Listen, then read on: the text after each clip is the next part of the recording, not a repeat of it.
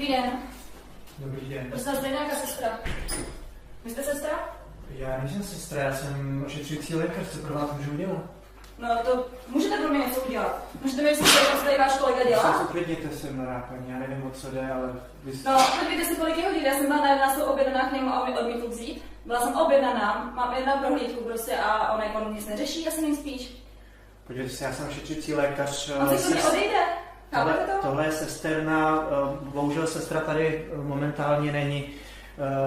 Jestli tam došlo k nějakým nepříjemnostem vedle u kolegy, Co to došlo? Já se za to moc omlouvám. My jsme tady seriózní klinika. No to teda moc mi nepřijdete seriózní. Třeba jestli nepovednete mnou, třeba bych vám mohl být nějak nápomocný. Můžu se zeptat, s čím jste za panem doktorem kolegou přišlo? No mě už tady měsíc mě tady bolí záda prostě. Čekám jako Bůh ví jak dlouhou dobu, než mě objedná k sobě. A jako je to docela dost problém. Jako při práci, když sedím u počítače každý den, tak jako je to docela dost... Tomu rozumím. Posadíte se na chvíli. No já se podívám do systému. No tak mám bolesti za samozřejmě v téhle části, vystřelil mi to až do krční páteře, z toho mám bolesti hlavy a prostě nemůžu fungovat. A pan doktor asi evidentně má našeho času dost. Ale byste se na mě podíval? Opravdu? Jo, 100% podíval. Já, to je to moc hodně.